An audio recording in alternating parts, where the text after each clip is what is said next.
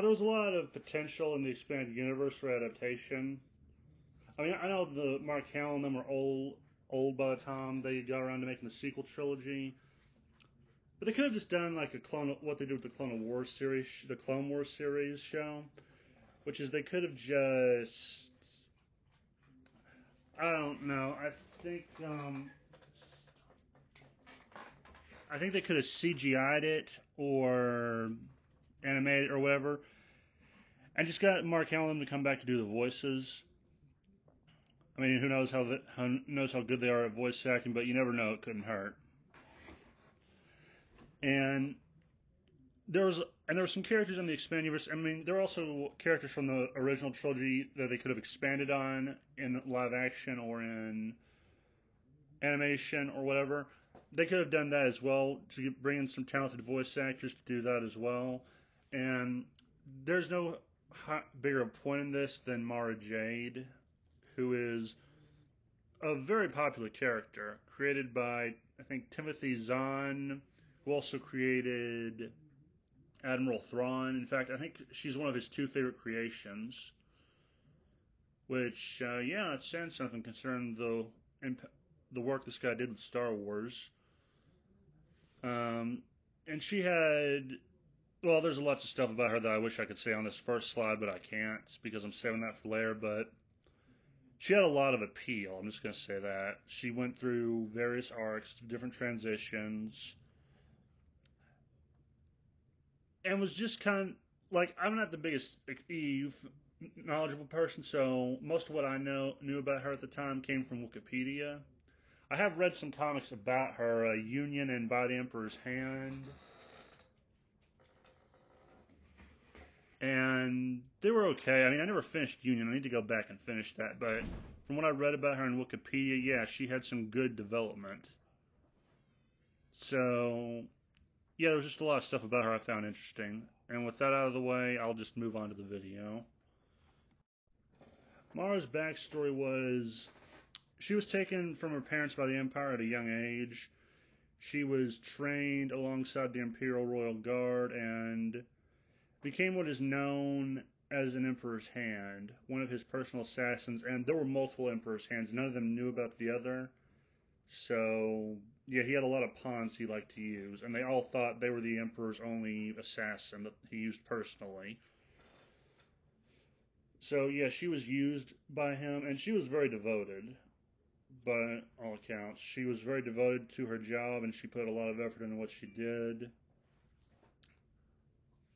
And, yeah, she was very good at her job, so much so that she, well, I guess she wanted to be the Emperor's favorite, I guess.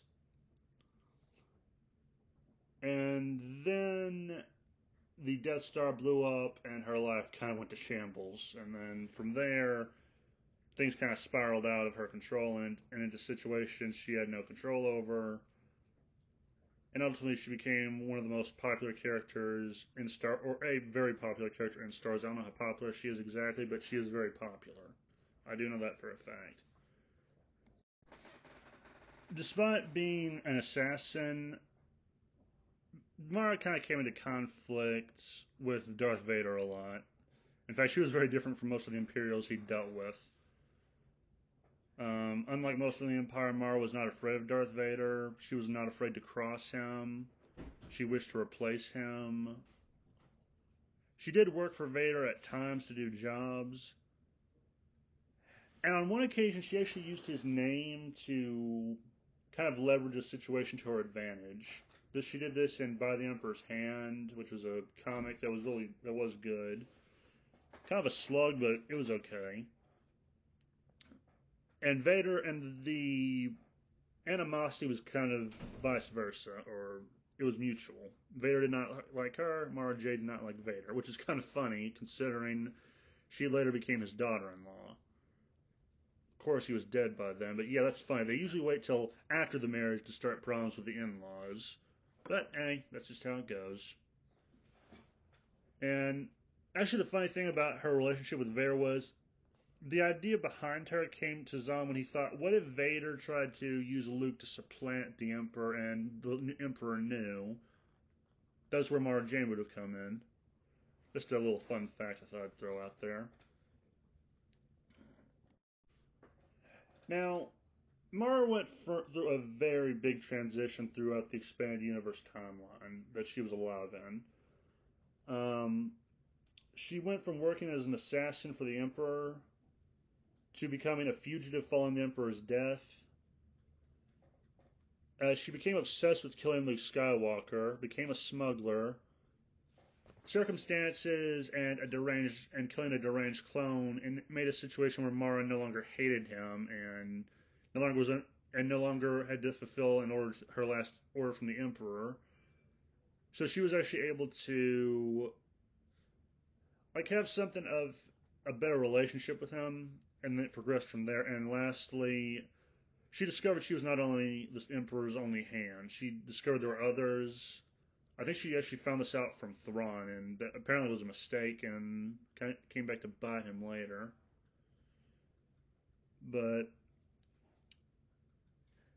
and she ultimately became a Jedi and I think she actually became a member of the new Jedi Council later on, or she was a high up member in their echelons, and she was a very competent one at that. Her relationship with Luke was kind of how can I put this? Went from hostile, volatile to I guess platonic. She initially was interested in killing Luke. This was because around the time the Death Star was around the time Palpatine was falling down that shaft Vader threw him, and he sent one last message to Mara, telling her that she would kill Luke Skywalker, and that left. And unfortunately, this wasn't something she could just ignore either, even if she wanted to. It left an imprint in her head, an impulse that she was always having the urge to fight later on when she was allies with him, and was only able to free herself of it after she killed the deranged clone of him, technically fulfilling her master's last wish. She went. They went from enemies to reluctant allies to allies on good terms to friends to getting married. And she would later give birth to his son Ben Skywalker during the Yuzon Vaughn War, I believe. And it is a kind of an interesting dynamic shift. You go from hating the guy to being on good terms with him to marrying him. Like lovers, enemies turn to lovers, I guess. Which was kind of funny if you think about it. Or at least when I think about it, I find the idea kind of funny. And yeah, actually, that does come up, I think, a couple of times in the Union when they're exchanging vows, I think. And yeah, I think through her relationship with Luke, she ultimately either became a better person or was always a better person, and this relationship just allowed her better qualities to come out more. In terms of personality, Mara was a proud woman. This kind of shows in her dynamic with Darth Vader. Most people would have been too spineless or scared of Vader. Mara was not. She put her best effort into any task. She was very devoted to the Emperor. This later transitioned from the Emperor to Luke because of their relationship and marriage. I mean, these are the best two examples. Was her devotion to the Emperor, then to Luke, her husband, and her family. Um, she possessed a calm and collected composure, and was later shown to have a warm and compassionate side, which is kind of odd considering where she came from. I mean, she worked for the Emperor himself, who was a sinister and diabolical individual. You'd think he would surround himself with only similar kinds of people, but no. And yeah, she had spine, she had balls, which I kind of liked about her. Just hearing that, I'm like, this woman stood up to Darth Vader and lived. I'd pay money to see that. This is why I say this was wasted potential that Disney threw away. Because there could have been so many funny scenes of that I would pay money for. Just to see her standing up to this and Vader kind of like having his personality work off that, and see how close Mara could push into killing her. And yeah, they came to blows a lot because of her pride, I think, and her wanting to become more and more in the Emperor's favor. But yeah, I'm getting off topic on that. Point is, she had a very diverse kind of personality traits, which I always found interesting. Like physical diversity, I don't give a shit about. Mental or psychological or personal diversity, that can work. That is kind of interesting and amusing, just to see the different sides a person can have. Her talents, I don't want to go too much in because I kind of want people to track down the expanded universe stuff and start collecting them and reading about them themselves. But I will give you some basic information. She was skilled in espionage and assassination. She had force abilities. She was a skilled slasher, skilled in using many forms of weapons, skilled in disguise and infiltration. Her choice in weaponry was also kind of diverse. She used lightsabers, blaster pistols, blaster rifles, and bladed weapons. I wouldn't be surprised if she also used a slug thrower.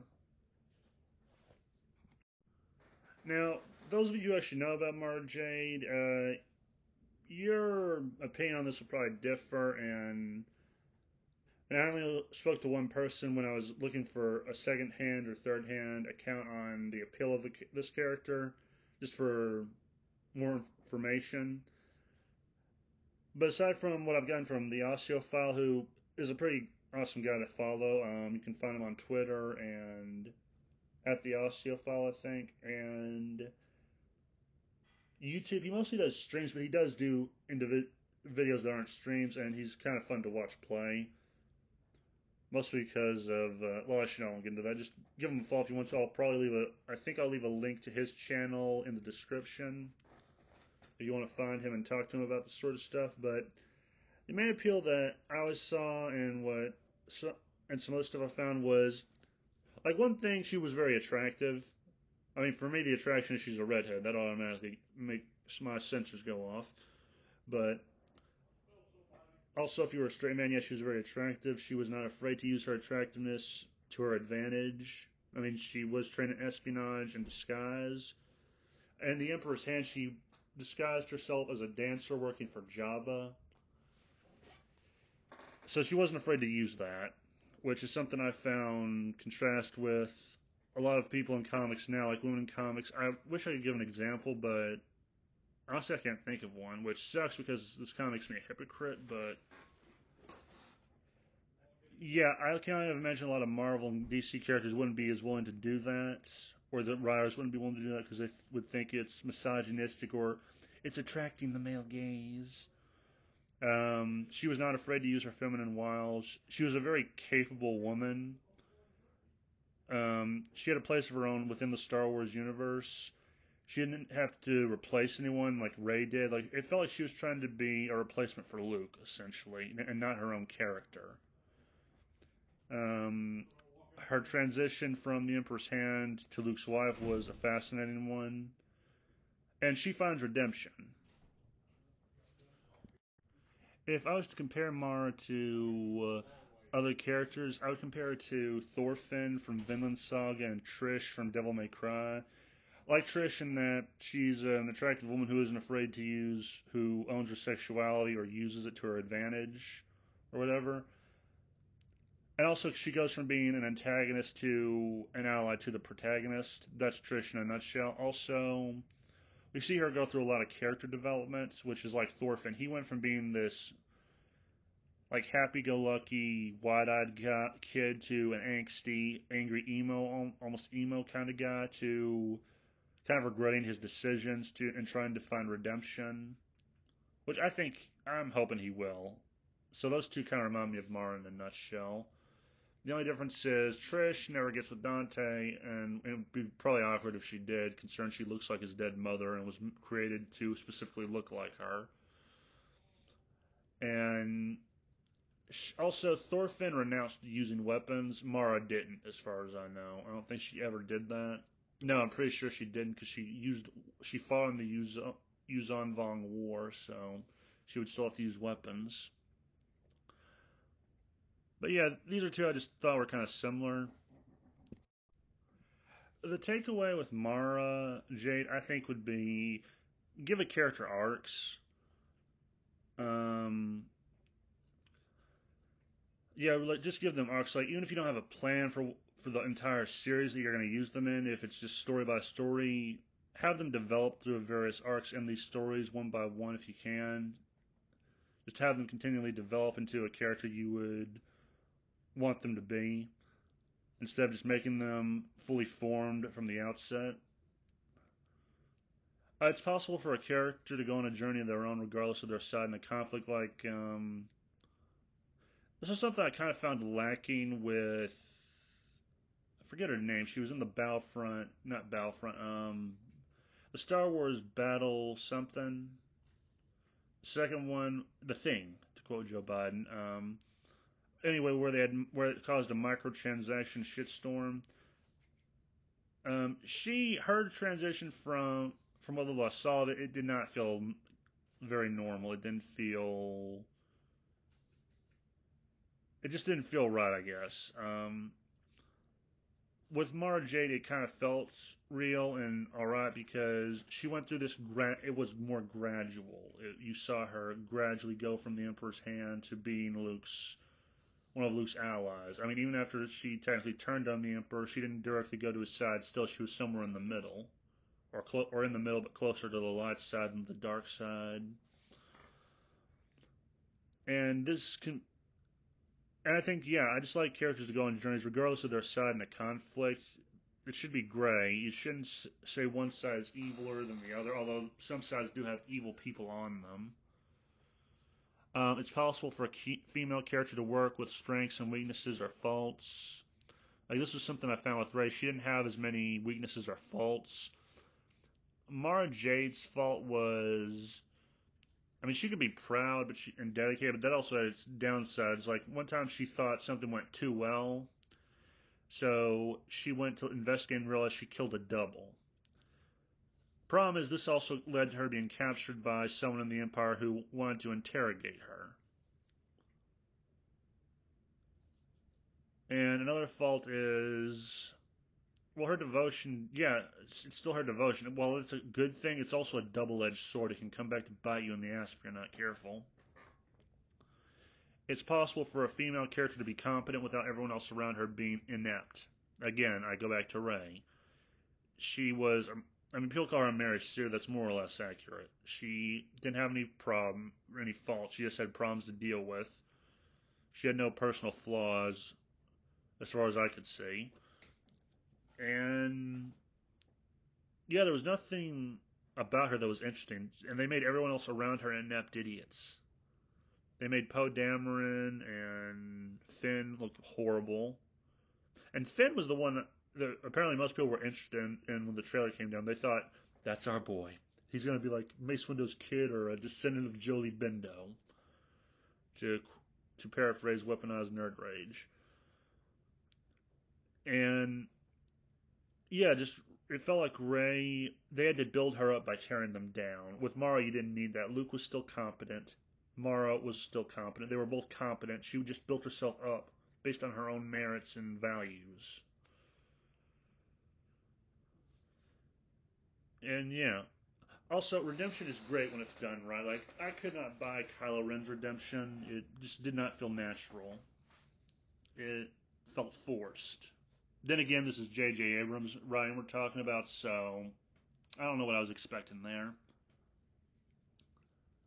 And those are the main takeaways. Overall, I would say Mara Jade is actually a compelling character to read about. Even if you don't read the books or the comics, just go to Wikipedia and read about her. I found her very interesting to learn about. And, like, if you can, hunt down some of the stuff she's in. There's the Thrawn trilogy, which is, I forget what individual stories those were, but you can kind of buy them to read on your phone or an iPad or whatever. You can also There's also The Emperor's Hand. By The Emperor's Hand, that was the first Mara Jade comic I read. I thought it was good when I read it last year. There's Union, although I don't know if that's still available now. I might have got the last copy. But then again, I haven't checked. Like, after I got it, I didn't bother to see if there was more of them, because I already had the one. So yeah, just track those down, see what you think. If you are already a Mara Jade fan, let me know if I've missed something in the comments. And, Yeah, that's it. Have a nice day, and remember the game was rigged from the start.